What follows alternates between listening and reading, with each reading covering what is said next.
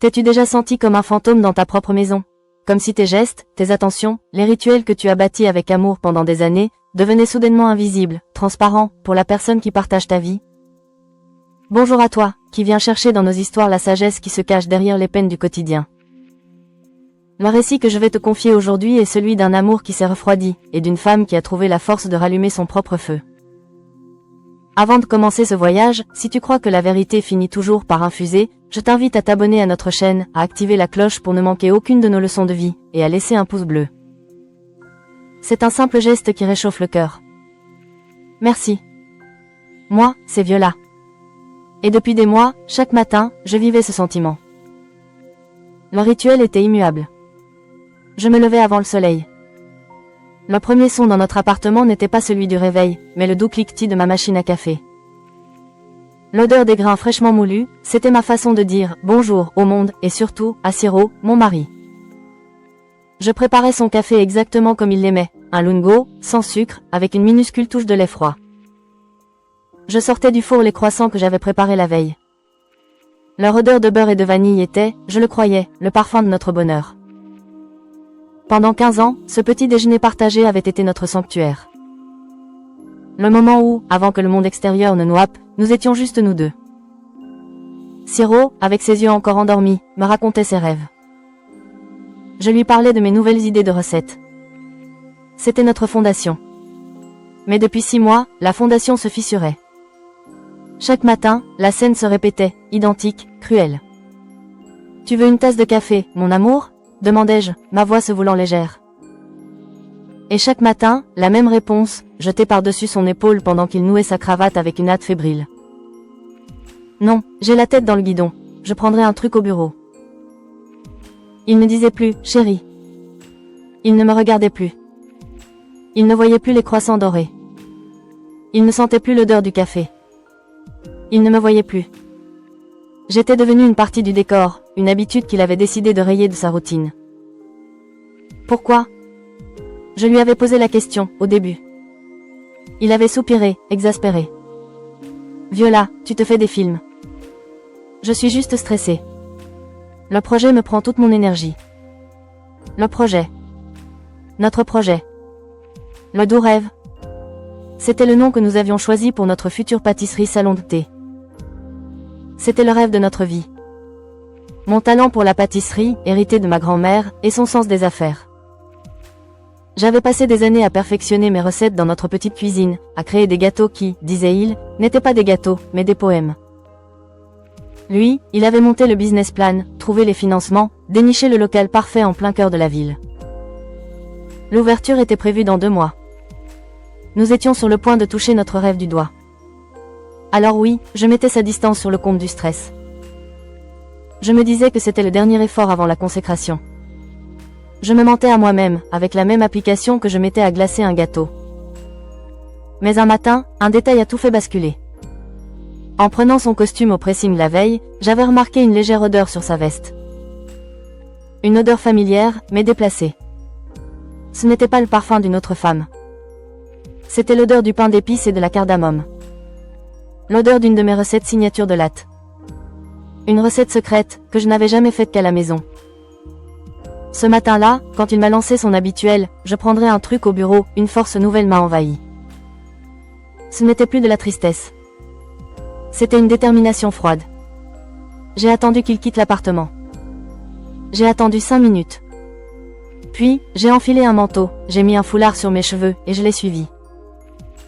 Le suivre a été l'acte le plus terrifiant et le plus libérateur de ma vie. Je me sentais comme une criminelle, mais aussi comme une détective sur le point de résoudre l'énigme de sa propre vie. Je l'ai suivi à distance, mon cœur battant au rythme de mes pas pressés sur le trottoir humide. Il n'est pas allé à son bureau. Il a pris une direction complètement différente, vers un quartier chic, un de ces quartiers neufs où les boutiques de luxe ressemblent à des musées. Il s'est arrêté devant une magnifique façade en verre et en laiton brossé. Au-dessus de la porte, une enseigne que je n'avais jamais vue, en lettres dorées, l'aube dorée.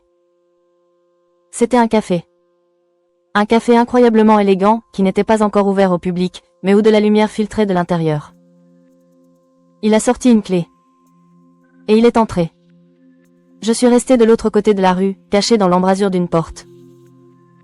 Qu'est-ce que c'était que cet endroit? Un nouveau client? Un concurrent qui l'espionnait?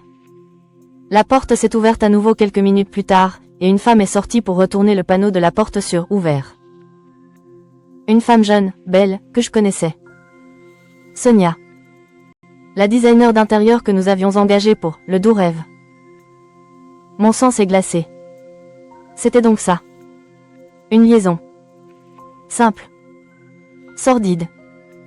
Il la rejoignait ici avant le travail. La douleur était une lame de rasoir dans ma poitrine. Mais ce n'était rien. Rien, comparé à ce que j'allais découvrir.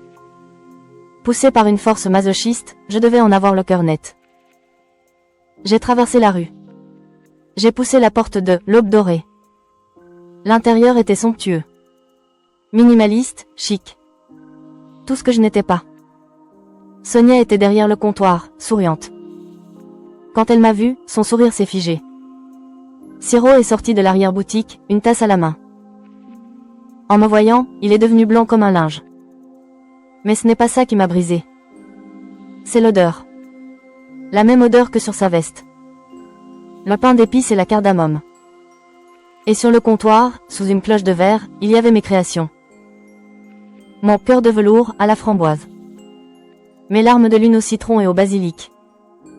Mes recettes. Mes poèmes. Volés. Exposés dans le musée de ma trahison. Il n'y avait personne d'autre. Juste nous trois. Dans un silence assourdissant. Viola, qu'est-ce que tu fais là? A-t-il balbutié. Je n'ai pas pu répondre. Je les ai juste regardés. Et puis, je suis partie. J'ai marché, sans savoir où j'allais. Les larmes coulaient sur mes joues, mais je ne les sentais pas.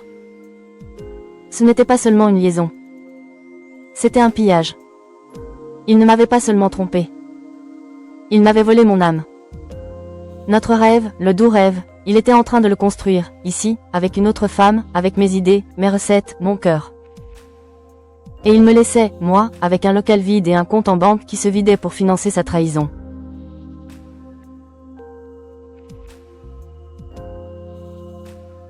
Je fais une pause ici, car nous sommes au plus profond de la trahison. Imagine. Ce n'est pas seulement ton mari qui te trompe. C'est ton partenaire de vie qui vole ton rêve, l'œuvre de toute ta vie. Quelle est ta première réaction? L'effondrement total? L'envie de tout détruire? Ou le besoin de comprendre, de savoir pourquoi? Dis-moi dans les commentaires quelle force, ou quelle faiblesse, aurait pris le dessus en toi. Car Viola était à un carrefour de son existence. Reprenons. Je suis rentrée à la maison. L'odeur du café que j'avais préparé pour lui le matin flottait encore dans l'air. Elle me donnait la nausée. J'ai eu envie de tout casser. De jeter sa machine à café par la fenêtre, de brûler mes livres de recettes. Mais je ne l'ai pas fait. Je me suis assise à la table de la cuisine. Et j'ai attendu. Il est rentré tard le soir. Il n'a pas essayé de mentir. Mon visage devait tout dire. Il a été froid, pragmatique. Tu sais, donc, ça nous évite une conversation désagréable. Pourquoi, Siro? Ai-je réussi à murmurer. Pourquoi? A-t-il répété avec un ricanement. Parce que je suis un homme d'affaires, Viola. Et tu n'es qu'une rêveuse. Tes recettes sont géniales, je te l'accorde. Mais toi, tu es dépassée. Tu es trop traditionnelle. Trop grand-mère. Sonia, elle est moderne. Elle a une image. Notre concept, avec elle, il est bankable. Avec toi, il n'était qu'un petit salon de thé de quartier. Je vois plus grand. C'est tout. Chaque mot était une pierre. Et notre projet? Le doux rêve. L'argent que nous avons investi? Ne t'inquiète pas pour ça, a-t-il dit en allant vers la chambre. Je vais être généreux. Je te laisserai le local. Tu pourras toujours y vendre tes petits gâteaux. Moi, je te laisse. Je vais m'installer avec Sonia. L'avocat te contactera pour le divorce. Et il a fait sa valise. En partant, il n'a même pas jeté un regard en arrière. J'étais seule. Seule avec les ruines de ma vie. Il m'avait tout pris, mon mari, mon ami, mon rêve, et même mes créations. Il me laissait avec un local vide, des dettes et un cœur en miettes. Il pensait que j'allais m'effondrer. Il pensait que j'allais abandonner. Il pensait que j'étais une rêveuse. Et c'est là qu'il a fait sa plus grande erreur. Il a oublié une chose. Une rêveuse, c'est juste une créatrice qui n'a pas encore ouvert les yeux. La première semaine, j'ai pleuré. J'ai pleuré toutes les larmes de mon corps. J'ai vidé mon chagrin comme on vide un sac. Puis, la deuxième semaine, la tristesse a laissé place à la colère. Une colère froide, lucide. Et la troisième semaine, la colère a laissé place à un plan. Je n'ai pas pris d'avocat pour le divorce. J'ai pris un avocat spécialisé en propriété intellectuelle. Je lui ai apporté mes cahiers. Des dizaines de cahiers, noircis de mon écriture depuis des années. Chaque recette, chaque croquis, chaque idée, y était consignée, datée. Je lui ai raconté l'histoire de l'Aube dorée. L'avocat a souri. Madame, votre mari est un homme d'affaires. Mais il a oublié la règle numéro 1, on ne vole pas ce qui est protégé. Et vos créations, votre savoir-faire, sont protégeables. Pendant un mois, nous avons travaillé en silence. J'ai déposé la marque, le doux rêve. J'ai fait protéger par copyright l'intégralité de mes recettes signatures, mes poèmes, comme il les appelait. J'ai même déposé les noms, cœur de velours, larme de lune. J'ai utilisé le peu d'argent qu'il me restait pour cela. C'était mon dernier pari. Pendant ce temps, l'Aube dorée préparait son inauguration en grande pompe. Siro avait vu les choses en grand, presse, influenceurs, tout le gratin de la ville. La date était fixée. Un samedi soir. C'est là que j'ai fait la chose que personne ne pouvait attendre de moi. La douce, la gentille Viola. Je n'ai pas attendu le jour de l'inauguration pour les attaquer en justice. C'était trop simple, trop prévisible. Je leur ai préparé une surprise. Ma propre inauguration. J'avais le local. Il était vide. J'avais des dettes. Mais j'avais quelque chose qu'ils n'avaient pas, une histoire. Une histoire vraie. J'ai contacté la seule journaliste que je connaissais, une jeune femme qui tenait un blog culinaire très suivi, à qui j'avais un jour offert une boîte de mes créations et qui avait adoré. Je lui ai tout raconté. L'amour, le rêve, la trahison, le vol. Son article a fait l'effet d'une bombe. Il a été publié le matin même de l'inauguration de l'Aube dorée. Le titre était simple, le doux rêve contre l'Aube dorée, l'incroyable histoire de la pâtissière que l'on voulait effacer. L'article racontait tout, avec les preuves, les extraits de mes cahiers. Il se terminait par une simple phrase. Ce soir, l'Aube dorée ouvre ses portes avec des recettes volées. Mais demain matin, à 8 h, la créatrice originale, Viola, ouvrira les portes de son propre café, le doux rêve. Elle n'aura rien d'autre à offrir que son talent, son histoire, et l'authenticité de ses créations. Venez choisir votre camp. Le soir de l'inauguration de l'Aube dorée, je suis passé devant. C'était plein, oui. Mais l'ambiance était glaciale. Les gens chuchotaient, regardaient Siro et Sonia avec un mélange de curiosité et de mépris. Leur triomphe avait le goût amer du scandale. Le lendemain matin, à 7 h 30, j'étais devant mon local.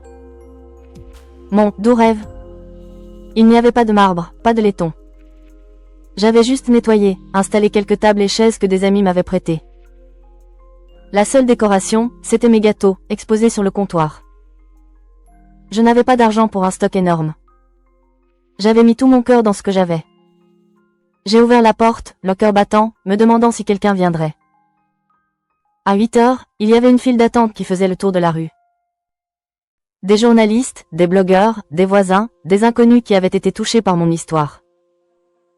Ils n'étaient pas venus pour le luxe. Ils étaient venus pour la vérité. Pour le goût de l'authenticité. Ce jour-là, j'ai tout vendu en moins de 2 heures. J'ai pleuré de joie, pour la première fois depuis des mois. J'étais entourée de bienveillance. J'ai compris que je n'avais pas seulement créé des gâteaux. J'avais créé une communauté. La suite a été un tourbillon. Le doux rêve est devenu le lieu dont tout le monde parlait. Les investisseurs, qui avaient fui Siro, sont venus frapper à ma porte. J'ai pu rénover mon local, embaucher du personnel. Je suis devenue une femme d'affaires. Ma propre femme d'affaires. L'Aube dorée a fermé ses portes 6 mois plus tard. Désertés par les clients, lâchés par les investisseurs, et harcelés par mon avocat qui leur réclamait des droits d'auteur pour chaque cœur de velours qu'ils avaient vendu. Siro et Sonia se sont séparés dans l'amertume de l'échec. La dernière fois que j'ai entendu parler de Siro, il travaillait comme simple commercial pour une autre entreprise. Il avait perdu son aura, son arrogance. Il avait tout perdu. Parfois, je repense à ce matin-là, quand il refusait mon café. Il ne refusait pas une boisson. Il refusait une vie. Il refusait un amour. Il a couru après une image, un mirage de succès, sans comprendre que le vrai trésor, la vraie recette du bonheur, il l'avait déjà. Et il l'a laissé refroidir.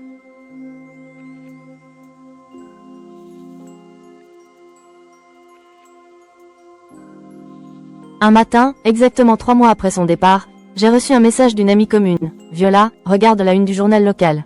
Sur la photo, Siro et Sonia souriaient fièrement devant l'Aube dorée officiellement inaugurée. Un titre triomphant, un nouveau concept de café gourmet séduit la ville. J'ai lu l'article. Chaque mot sonnait comme une insulte, des recettes innovantes créées par le duo visionnaire Sonia et Siro. Mes recettes.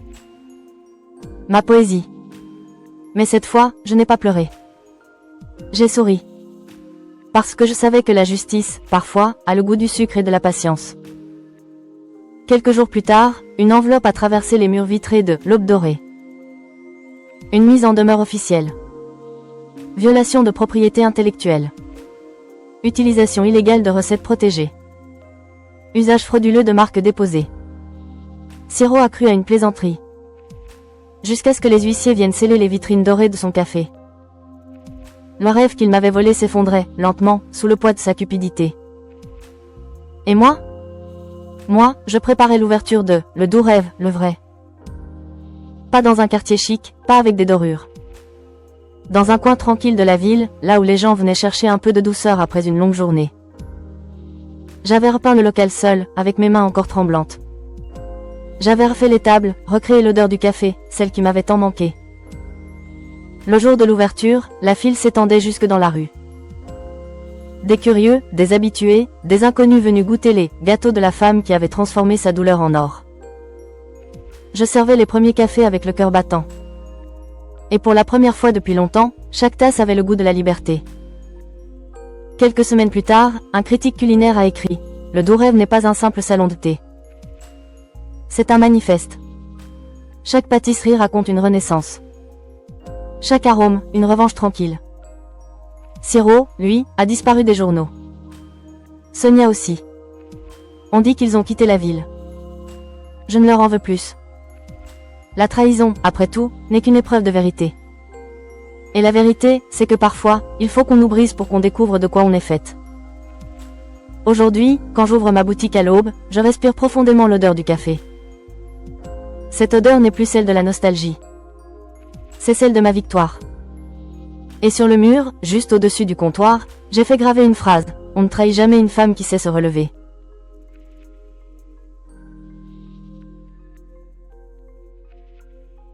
Et toi, si tu étais à la place de Viola, aurais-tu eu la force de te relever? Aurais-tu choisi la vengeance ou la reconstruction? Dis-le-moi dans les commentaires. Tes mots, tes histoires, nourrissent nos histoires de vie. Si cette histoire t'a touché, abonne-toi à la chaîne, active la cloche et partage cette vidéo. Car chaque trahison peut devenir une leçon de vie, il suffit d'avoir le courage de la raconter. Mon histoire est celle d'une grande douleur. Mais c'est aussi, et surtout, l'histoire d'une grande renaissance. Elle nous rappelle que le talent, la passion et l'authenticité sont des richesses que personne ne peut nous voler. On peut nous prendre nos murs, notre argent, mais jamais notre savoir-faire, jamais notre âme. Parfois, la plus grande des trahisons est le cadeau qui nous force à devenir la personne que nous étions vraiment censés être. Si ce récit t'a inspiré, si tu crois que la meilleure des vengeances est de réussir par soi-même, alors rejoins la communauté des histoires de vie. Abonne-toi pour que la sagesse de nos expériences partagées continue de nous guider. Active la cloche pour ne jamais manquer une miette de nos récits. Et laisse un like pouce levé si tu penses que le goût de la justice est le plus doux de tous les gâteaux. Merci de ton écoute. Prends soin de toi, et n'oublie jamais de protéger tes propres rêves. Ils sont la recette secrète de ta vie. À très bientôt. Abonne-toi maintenant, merci.